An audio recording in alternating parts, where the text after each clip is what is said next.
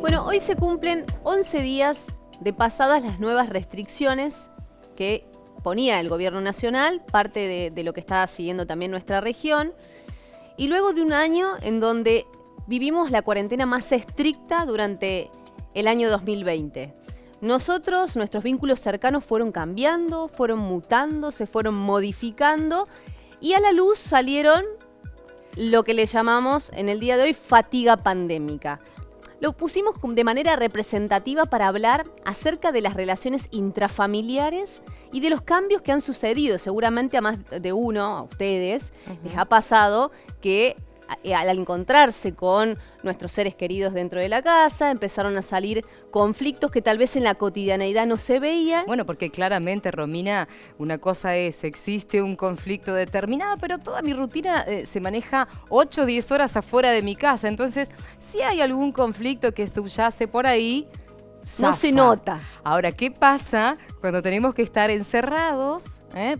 Con todo respeto por el término, pero bueno, es una realidad. Sí, en casa. En esto de estemos en casa, 12 horas, 24 horas, y así 1, 2, 3, 5 días. Uno sonríe en esto, pero no sé si es tanto para sonreír. ¿Qué pasa ahí con esos conflictos? ¿Qué pasa ahí? Bueno, justamente parte de lo que vamos a estar hablando la tenemos en comunicación a la licenciada en psicología María Grané, que está del otro lado del teléfono, a la que le vamos a preguntar, primero le vamos a dar el buenos días, pero directamente vamos con esta pregunta. ¿Salieron a la luz estos conflictos durante estos momentos de pandemia? ¿Cuáles fueron los principales conflictos que llegaron a los consultorios de los psicólogos? Buen día. Buen día, Romina. Buen día, Paola. Muchísimas gracias por la invitación. Bueno, antes de hablar de conflictos, sería importante introducir la palabra crisis, ¿no? Y muchas veces la palabra crisis se la suele asociar exclusivamente con cuestiones negativas.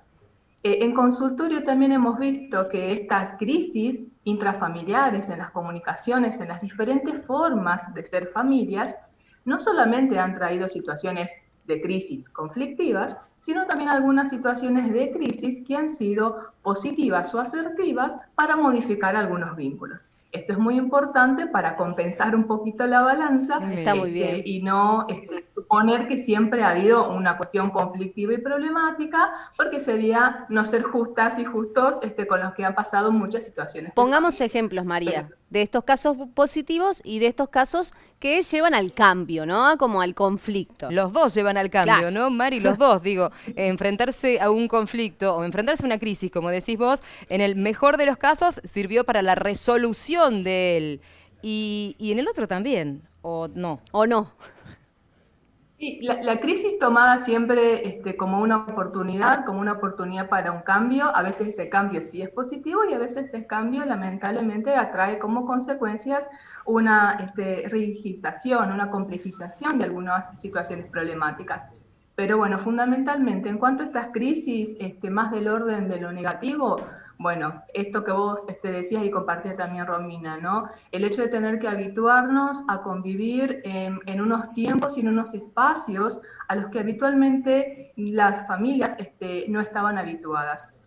Considerar también que no todas las familias cuentan con un espacio contextual habitacional donde, bueno, Claro. Si alguien de repente le está costando gestionar sus emociones o tiene que tomar una clase online o tiene que hacer algo de trabajo, puede irse a otro lugar.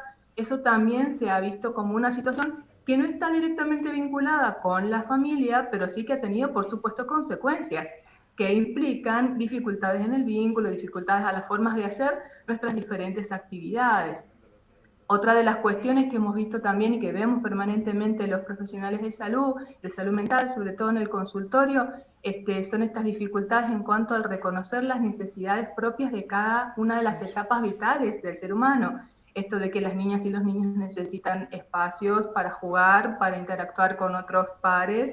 En las adolescencias es una etapa tan importante donde precisamente se termina de configurar la identidad, donde lo que más buscan muchos adolescentes y muchas adolescentes es aislarse del primer grupo primario, que sería la familia, Claro. para empezar a interactuar con otros grupos y de repente familia todo el día, todo el tiempo. Eso también, por supuesto, que ha tenido que ver con algunas repercusiones en cuanto a cómo ha podido gestionar cada una de las de las etapas de las infancias y de las adolescencias. Y las parejas. Sus propios cambios. Y a nivel de las configuraciones vinculares de pareja, por supuesto que también estas cuestiones del diálogo, de la comunicación. Muchas parejas en consultorios me comentan, ¿no? Si antes teníamos un espacio de privacidad para poder hablar de las cuestiones y de las decisiones cotidianas que se tomaban, y de repente ese espacio ya no cuenta con esa intimidad y esa privacidad para hablar, no sé, de cómo pagamos las cuentas, de cómo llegamos a fin de mes o de a dónde vamos a ir o no vamos a ir. De esas cuestiones hasta otras mucho más complejas, por supuesto. Entonces, bueno, estos aspectos donde lo privado y lo íntimo también de alguna manera se ha vuelto público, porque de repente hemos estado compartiendo situaciones en las que, por ejemplo, ustedes ahora están invitadas a mi casa, y eso es una cuestión también importante, ¿no? Que se ha visto en cuanto a cómo la privacidad, la intimidad, esto de lo público, lo que comparto, lo que no comparto, bueno, ha tenido estas cuestiones importantes dentro de lo que podríamos llamarle crisis negativas, y esto sí, por supuesto, sin dejar de nombrar una temática que es muy preocupante, que son los distintos tipos de violencias. Y ahí voy, me detengo con eso, Mari, porque algo que nos detuvimos a pensar nosotros fue, bueno, este conflicto, o como bien decías, esta crisis que subyacía latente, que salió a la luz en este primer tiempo de aislamiento, quedó ahí. En algunos casos resuelta, en otros en vías de, y en otro, como volvimos a salir a la calle, volvimos a salir a trabajar, quedó ahí. ¿Qué pasaría si ese conflicto que quedó latente en aquel tiempo, pero que ahora, Mari me corregirá si no es así, pero ahora ya está a nivel consciente dentro de las familias, qué pasaría, reitero, si debemos volver a un tiempo de tanto aislamiento como el anterior? Bueno, ahí por supuesto que no vamos a poder hacer nunca generalidades, hablaremos siempre en términos hipotéticos. Exacto. O haciendo una lectura, ¿no?, en ese sentido. Y por supuesto estas situaciones de violencias contra las infancias, las adolescencias, violencias de género en todos sus tipos y modalidades, violencias hacia la persona adulta mayor también, bueno, no solamente que sean en muchos casos visibilizados porque ya estaban previas a esta situación, claro, de aislamiento y de pandemia. En otras circunstancias la situación de aislamiento las ha generado o ha sido el punto de inicio para, y en otras circunstancias han servido, en algunas familias, han servido estas situaciones para, bueno, tomar algún tipo de decisiones que se venían postergando y que al visibilizarse muchísimo más crónicamente, bueno, se han podido, por ejemplo, buscar y solicitar ayuda, buscar y solicitar no solamente ayuda profesional, sino también legal, jurídica.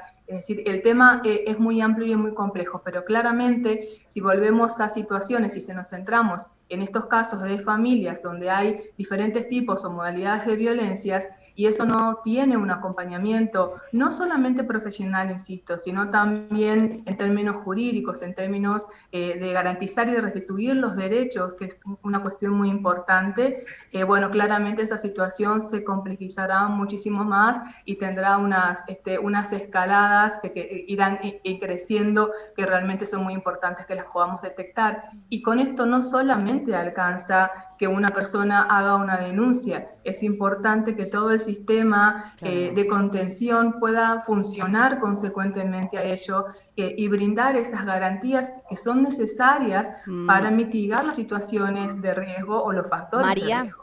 Gracias, la verdad, gracias, Mari, por esto, porque creo que nos vamos a quedar, Romina, con este último mensaje, ¿no? Si no buscamos ayuda, si no entendemos que de esto necesitamos salir todos juntos, claramente, lo dijiste, me quedo con esa última frase tuya, todo esto se puede complejizar mucho más. Te agradecemos muchísimo este ratito.